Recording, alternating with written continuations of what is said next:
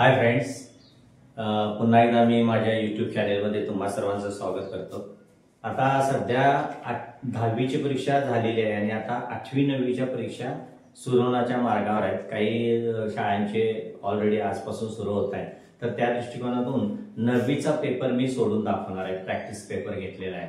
एक एक प्रश्न व्यवस्थित वॉच करा, लिसन करा आणि त्या दृष्टिकोनातून काही लोकांना काही माहित नसतं। फॉर एक्झाम्पल अल्फाबेटिकल ऑर्डर हा शब्दाचा नेमका अर्थ माहित नसतो, मला विचारायला येतात काय करायचं, किंवा नेमकं एकच अल्फाबेटिकल ऑर्डर मध्ये समान LL न सुरू होणारे एखादे शब्द असेल किंवा MM चे सगळे शब्द असतील तर नेमका प्रश्न कसा सोडवायचा। रिपोर्ट रायटिंग सुद्धा आता आमच्या क्लासची परीक्षा झाली तर त्यामध्ये मी बघितलं की रिपोर्ट रायटिंग जमलेलं नाहीये।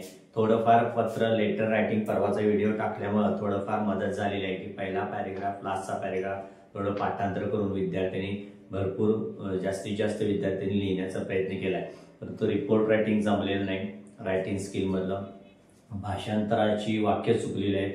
For example trees are our best friend, तर त्या दृष्टिकोनातून माझ्या असं लक्षात आलं की विद्यार्थ्यांना योग्य मार्गदर्शन करण्यासाठी 8वी 9वीच्या विद्यार्थ्यांना योग्य मार्गदर्शन मिळावं म्हणून आजचा मी व्हिडिओ तयार करतोय। तर सुरू करूया मुलांनो। Annual examination practice paper 9th English. Okay, तर पहिला प्रश्न असतो नेहमी लक्षात ठेवायचा, डू ॲज डायरेक्टेड। 10 मार्काचा क्वेश्चन असतो, त्यामध्ये A आणि B असे पार्ट असतात। A ला 8 मार्क असतात आणि B ला 2 मार्क असतात। तर एनी 4 इथली तुम्ही सूचना व्यवस्थित वाचली पाहिजे। 4च प्रश्न आपल्याला सोडवायचे, तुम्ही सगळेचे सगळे सोडवता आणि त्यातलं बरोबर येतील त्याला मार्क देतील असं नाही आहे की वेळ जातो, सोडवायला काही हरकत नाही। जर त्यातले 6 पैकी 4 बरोबर आहे तर 8 मार्क मिळणार, परंतु तसं शक्यतो होत नाही।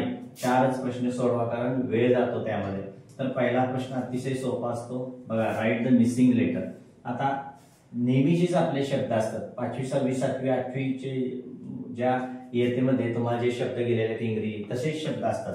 फॉर एक्झाम्पल इथं बघा WINOW म्हणजे हा शब्द काय, विंडो, डी फक्त नाही आहे। DRV म्हणजे इथं ड्राईव्ह। ओके, बघा स्पेलिंग पाठ असेल व्यवस्थित, थोडीफार स्पेलिंग माहिती असतील तरच हा प्रश्न तुम्हाला सुटणार आहे। नेचर NATU बघितल्यावर लक्षात यायला पाहिजे, TURE नेचर NATURE। आता हा सिंपल SIMPLE म्हणजे एक अक्षर इथं काय आपल्याला मिसिंग, जे अक्षर इथं नाही आहे ते आपल्याला इथं लिहायचं मिसिंग, या शब्दाचा अर्थ लक्षात। लेटर म्हणजे अक्षर। Put the following words in alphabetical A to Z हे जे काय मुळाक्षर आहेत त्याची योग्य प्रकारे क्रम लावायचे, म्हणजे A पहिला येतं, B नंतर येतं, C नंतर D, त्या पद्धतीने हे प्रश्न दिलेले असतात। आता बघा G पहिला येतं का K पहिला येतं, अर्थातच G, नंतर H पहिला येतं का B येतं किंवा K येतं, ह्याचे जरा आपण कंपॅरिझन करायचं। आता पहिला बोट मोजायची ABCDEF, पहिला B म्हणजे फर्स्ट B, हे लिहायचं। तुम्ही आकडे घालायचे नाही, तुम्ही आता तुम्हाला दाखवण्यासाठी आकडे घालतील। बास्केट इथं लिहायचं, बास्केट, पहिला बास्केट। ओके, ABCDEF G, नंतर हा G LMNOK HIJK LMNOPQ ABCDEFG HIJK HIJK म्हणजे H पहिला नंतर K, हे लक्षात घ्या। KNI म्हणजे अशा पद्धतीने हे व्यवस्थित लिहिले पाहिजे। आता बघा लॉस्ट इथं पण L आहे, या पण शब्दामध्ये लेवल मध्ये L आहे, लाईन मध्ये L आहे, लाईन मध्ये L आहे। आता L नंतर O पहिला येतं,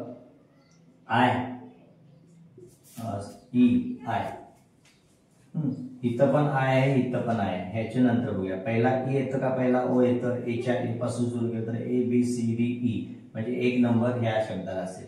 नंतर O पहिला येतं का I पहिला येतं, ABCDEFG HIJK LMNO पहिला I येतं। म्हणजे आता पुन्हा प्रश्न असा निर्माण होतो की लाईन प्रथम की लाईन प्रथम, N पहिला येतं की M पहिला येतं, बघा MN म्हणजे हा लगेच लक्षात आला पाहिजे, हा 2 नंबरचा, M नंतर N येतं म्हणजे हा 3 नंबरचा प्रश्न आणि लास्ट राहिलेला प्रश्न। बघा हा प्रश्न कसा सोडवला, सगळ्या याच्यामध्ये L आहे आणि प्रथम काय A क्रमानुसार ABCDच्या क्रमानुसार E पहिला येतं म्हणून हा पहिला घेतला, नंतर E नंतर I पहिला येतं, परंतु आयचे दोन शब्द आहेत, लाईन आणि लाईन. मग एम पहिला येतं काय, एन पहिला येतं, एम पहिला येतं, म्हणून 2 नंबरला लाईन घेतला, 3 नंबरला लाईन घेतला. उरलं पंक्च्युएट. आता पंक्च्युएट या शब्दाचा अर्थ बघा, PUNCTUAT. पंक्च्युएट म्हणजे योग्य ठिकाणी विराम चिन्हे घालून वाक्य पूर्ण करा. याचा अर्थही मुलांना काही मुलांना समजत नाही. विराम चिन्हे म्हणजे स्वल्पविराम, comma, double inverted comma, single inverted comma हे तुम्हाला तिथं लिहून व्यवस्थित वाक्य लिहायचं आहे. फॉर एक्झाम्पल इथं वाक्याचे 4 प्रकार असतात यामध्ये मुलांना. साधं वाक्य, प्रश्नार्थ, उद्गारवाचक आणि इम्पेरेटिव्ह. सर्वसाधारणपणे साधे, सिंपल आणि इंट्रोगेटिव्ह पडतं. Kedar sed punctuate the following मध्ये पहिलं वाक्य आहे, ही इज माय फ्रेंड. आता पंक्च्युएशनचा नियम काय, की जर बोलणारी व्यक्ती असेल किंवा ऐकणारी तर इन्व्हर्टेड कॉमा येणार. बोलणारी व्यक्ती बाहेर येणार वाक्याच्या, त्याचं जे काही बोलणं आहे ते इथं वाक्य. ही कॅपिटल पाहिजे, केदार मधलं थोडंसं के कॅपिटल पाहिजे. नावाचं स्पेलिंग नेहमी कॅपिटल. साधं वाक्य आहे, केदार म्हणाला तो माझा मित्र आहे, संपला. बी वाक्य बघूया.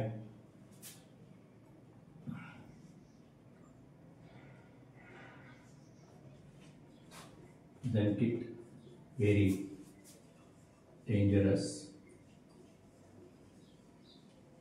आता आहे बघा, त्या वाक्यामध्ये बोलणारी व्यक्तीने ऐकणारी व्यक्तीने, तरी पण लक्षात येतं वाक्य वाचलं, इजंट इट व्हेरी डेंजरस. म्हणजे हा प्रश्न आहे, जसं इज इट व्हेरी डेंजरस म्हणून मी इथं प्रश्नचिन्ह केलं. वाक्याची सुरुवात म्हणून आय कॅपिटल काढलं. इजंट, इज नॉटचा शॉर्ट फॉर्म आहे म्हणून इजंट. इथं आय कॅपिटल काढलं तरी इथं कॅपिटल काढण्याची काही गरज नाही. Isn't it very dangerous. बोलणारी व्यक्ती नसल्यामुळे डबल इन्व्हर्टेड कॉमा नाही. बोलणारीने ऐकणारी व्यक्ती असेल तरच डबल इन्व्हर्टेड कॉमा करायचा. हा नियम लक्षात ठेवा पंक्च्युएटला. Okay.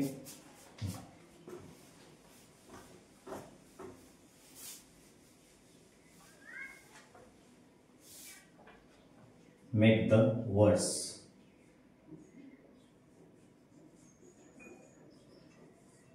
Make 4 words. Make 4 words.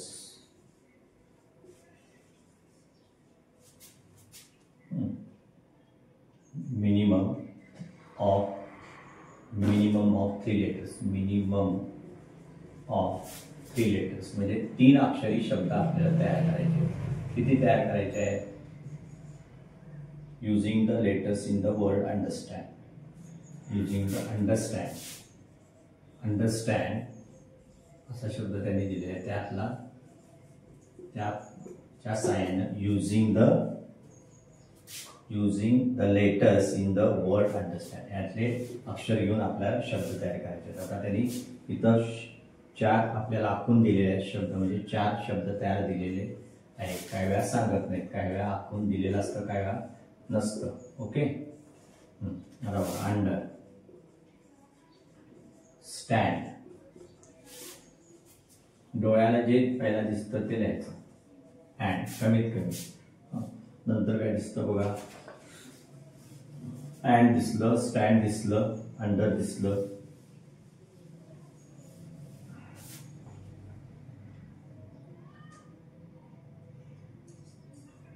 Year दिसलं, आणि काय दिसलं बघा, EAR इयर.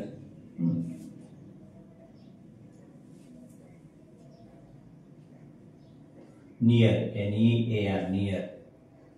5 तुम्हाला करून दाखवतो. N आहे बघा, N आहे, E आहे, A आहे आणि R आहे. NEAR near. ओके. अशा पद्धतीने ते शब्द जे डोळ्याला पहिला दिसतात याचे मी मोठ्या शब्दाची पहिला फोड करायची. स्टँड इथं ठेवलं, अंडर इथं ठेवलं, नंतर स्टँड मधलं पुन्हा अँड इथं घेतलं, पुन्हा ई दिसलं मला, ई नंतर ए, नंतर पुन्हा आर, इयर आणि एन आहे, इयर दिसलं, नियर दिसलं, एन दिसल्यामुळं नियर शब्द लिहून टाकलं. पटपट पटपट हे तुम्हाला जमलं पाहिजे आणि हा प्रश्न सोपा असतो, लक्षात ठेवा. आता चौथा प्रश्न 12th डायरेक्टेड मधला चौथा. Write the related word. Write the related words. Related म्हणजे संबंधित. या शब्दाचा अर्थ समजून घ्या, व्यवस्थित तुम्ही वाचन करत नाही. Related words shown in the example. Shown as words as shown in the example. In the example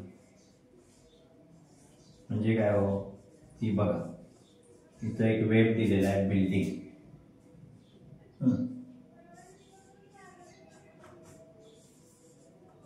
building असं दिलेलं आहे आणि एक त्यांनी शब्द इथं दिलेला आहे की हायटेड असा शब्द दिलेला आहे. काय दिलेला आहे? हायटेड. मग हायटेड या शब्दाला तुमचं काय लक्षात येतं की बिल्डिंगचे तो पार्ट नाही, बिल्डिंगच्या संबंधित म्हणजे सगळ्या. हायटेड म्हणजे उंच.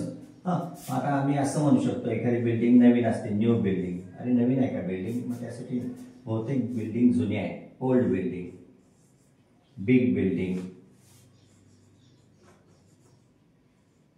किती मस्त सुंदर बांधलंय, ब्युटिफुल म्हणू शकता तुम्ही. फेमस बिल्डिंग, फेमस आहे बिल्डिंगचं नाव आहे असंही म्हणू शकता. म्हणजे शक्यतो न्यू, ओल्ड, बिग हे हाऊसला तुम्ही लागू शकता, स्कूलसाठी लावू शकता. Big school, old school, new school. बघा हे जरा लक्षात घ्या. अतिशय इथं जो शब्द दिलेला आहे म्हणजे इथं ऍडजेक्टिव्ह दिलेला असेल तर तुम्हाला ऍडजेक्टिव्ह लिहिलं पाहिजे. नाउन असेल तर नाउन, ऍक्शन वर्ड असेल तर ऍक्शन वर्डच लिहिले पाहिजे. हे फार महत्वाचं आहे, हे समजून घ्या. तुम्ही काय करता, कुठलाही शब्द आला की काही, फॉर एक्झाम्पल गार्डन तुम्ही लिहिता, इथं जर ब्युटिफुल असेल तर तुम्ही लिहिता बर्ड्स, ट्रीज नाही चालणार. ब्युटिफुल म्हणजे सुंदर. मग फेमस गार्डन असतं, this is the best garden, old garden. असे शब्द लिहिले तरच याला 2 मार्क मिळतात. प्रत्येक शब्दाला अर्धा मार्क असतो, एवढं लक्षात ठेवायचं. ऍडजेक्टिव्ह असेल तर ऍडजेक्टिव्ह, नाउन असेल तर नाउन, ऍक्शन वर्ड असेल तर action word. Okay.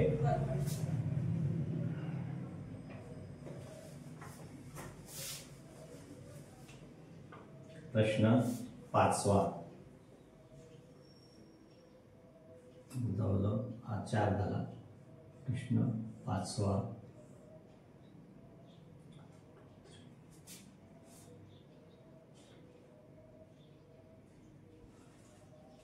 Complete the word chain. Complete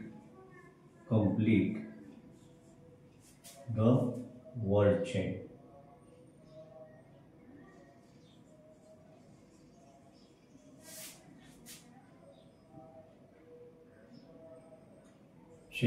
Word chain of nouns. नामाची साखळी पूर्ण करा. नामाची सोपं आहे. नाउनची साखळी पूर्ण करायची. बिगिनिंग. सॉरी विद्यार्थ्यांनो, हा 4था प्रश्न होता आपला. इथं जरा नंबर चुकलेला आहे गडबडीत. हा 5वा होता आणि दिस इज द 6. हा 6वा प्रश्न होता. Okay. Complete the word chain of nouns. आता पहिल्यांदा नाउन त्यांनी दिलेला आहे शॉप. बघा व्यवस्थित वाचायला. आता पी वरून शब्द कुठला तयार होतो? पी वरून पॅरट.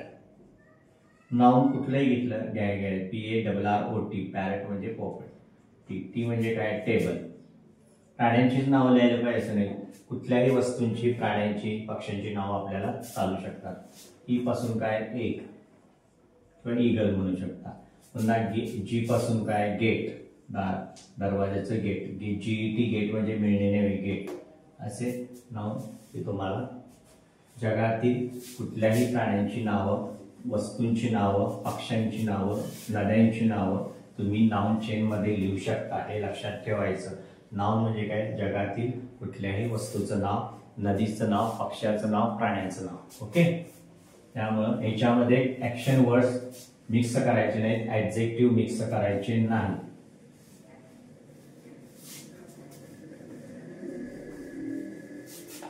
आता प्रश्न 6च्या 6 सोडून दाखवले जातात. प्रश्न 1 मधलं बी, डू ॲज डायरेक्टेड. पुन्हा डू ॲज डायरेक्टेड. तर सेम टू सेम 10वी प्रमाणेच 9वीचा फॉर्मॅट असतो. लक्षात ठेवायचं. Attempt any one of the following. अटेम्प्टचा अर्थ प्रयत्न करा, म्हणजे लिहिण्याचा प्रयत्न करा. Any one of the following. दोन्हीपैकी ऑरला प्रश्न असतो. Make a meaningful sentence. Make a meaningful sentence.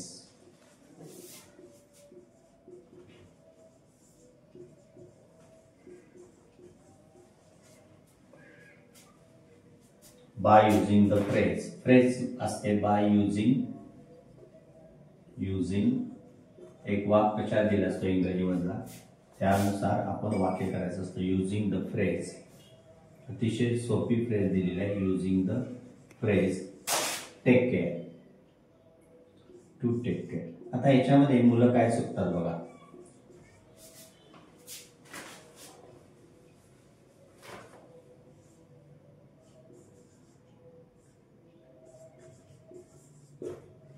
He क्रियापदाची phrase इथे दिलेली आहे. आता वाक्य तयार करताना हे टू घ्यायचं नाही. मुलं टू घेतात. एक साधं वाक्य अतिशय तयार करून दाखवतो. We should take care of. We should take care of our trees. आपल्या झाडांची काळजी आपण घेतली पाहिजे. मग तिथं तुम्ही हेल्थ म्हणू शकता, काही म्हणू शकता. शुड हे अतिशय उपयोगी पडणार असं ऑक्झिलरी मॉडेल आहे की ज्याच्यामुळे आपण वाक्य तयार करू शकतो. हे वाक्य भाषांतरासाठी सुद्धा पडलेलं आहे. 10वीला एवढं लक्षात ठेवा. ओके. त्यामध्ये टू बीची पण फ्रेज येऊ शकते. To be afraid of. बीने. अशा सुद्धा न बदलणाऱ्या फ्रेजेस 2 प्रकार असतात. 4 प्रकार फ्रेजेसचे प्रकार पडतात. क्रियापदाच्या फ्रेजेस, टू बीच्या फ्रेजेस, नंतर टू मेकअप वन्स माइंड. वनच्या फ्रेजेस निश्चय करणे. To make up one's mind. आणि राहता राहिला in front of, in search of, for example due to. अशा न बदलणाऱ्या फ्रेज, इन्स्टेड ऑफ अशा फ्रेजेस सुद्धा इथं पडू शकतात. लक्षात ठेवा.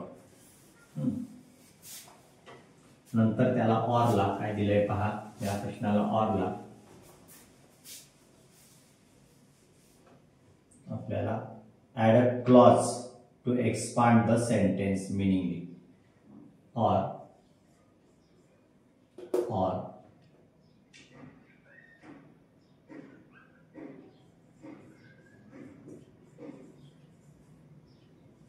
add a clause. याला शक्यतो फ्रेजेस घ्यायचे आहे.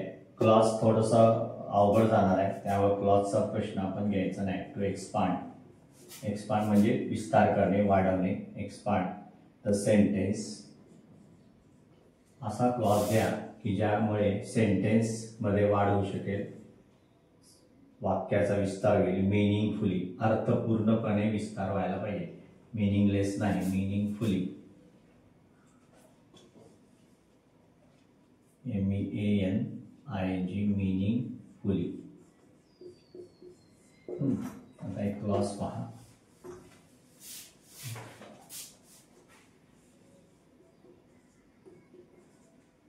This is the man. असा शब्द याच्यासमोर वाक्य आलं पाहिजे की या वाक्याचा आणि पुढे येणाऱ्या वाक्याचा संबंध पाहिजे. मध्ये कोऑर्डिनेटर पाहिजे. इथं मी हू घेतो माणसासाठी. ऍडजेक्टिव्ह क्लॉज दिलेला आहे. दिस इज द मॅन. असा मनुष्य की जो हू स्टोल माय वॉलेट, की ज्याने माझं वॉलेट चोरलं. This is the man who stole my wallet. तुम्ही कुठल्याही प्रकारचं वाक्य तुम्हाला त्यावेळेला तिथं सुचलं पाहिजे. ग्रॅमॅटिकली दृष्ट्या ही वाक्यरचना जमली पाहिजे. ही जास्तीत जास्त मुलांना क्लॉज अवघड जातो, म्हणून क्लॉजच्या ऐवजी आता यामध्ये वेगवेगळे प्रकार आहेत. ते क्लॉजच्या व्हिडिओमध्ये तुम्हाला मी सांगणार आहे. आता इथं फक्त थोडं लक्षात घ्या की कोऑर्डिनेटर म्हणजे हूला कोऑर्डिनेटर म्हणतात. ह्या पुढच्या वाक्याला हे वाक्य ह्या वाक्यावर डिपेंड आहे, त्यामुळं याला सब क्लॉज म्हणतात, याला मेन क्लॉज म्हणतात. त्यामुळं क्लॉज थोडंसं सर्वसामान्य विद्यार्थ्यांसाठी समजायला थोडंसं कठीण जाणार आहे. त्यामुळं फ्रेजचंच वाक्य आपल्याला घ्यायचं आहे. त्यानंतरचा प्रश्न आहे प्रश्न क्रमांक बी मधला 2. प्रश्न क्रमांक बी मधला 2.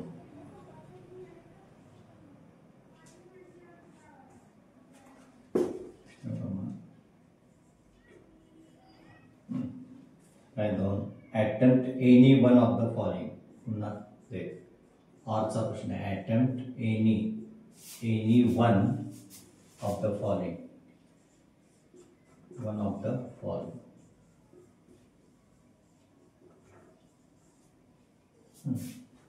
Add prefix or suffix. Add pre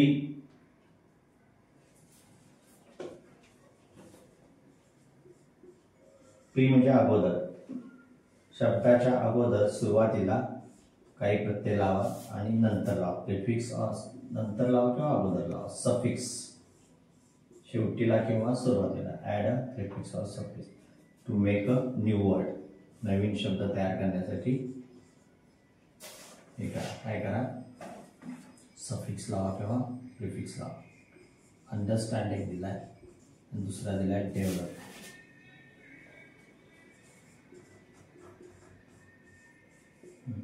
साधं गणित. डेव्हलपमेंट अजून झालेली नाही या भागाची. डेव्हलपमेंट तुम्ही तोंडा जिभेवरचा शब्द आहे. आणि अंडरस्टँडिंग किंवा मिसअंडरस्टँड गैरप्रकार होणे, गैरसमजूत होणे. सॉरी, गैरप्रकारे गैरसमजूत होणे. कुठे मिसअंडरस्टँड आणि डेव्हलपमेंट.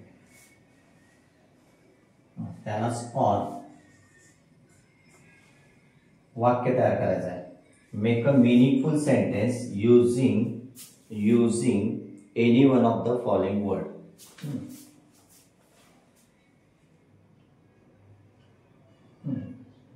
एक शब्द घेऊन understand. We should understand others feeling. We should एक वाक्य तयार करूया अंडरस्टँड वरून. पुन्हा we should understand others feeling. इतरांच्या फिलिंग्स आपण समजून घेतल्या पाहिजेत. We should understand others feeling. इतरांच्या आपण भावना समजून घेतल्या. लगेच वाक्य आलं पाहिजे.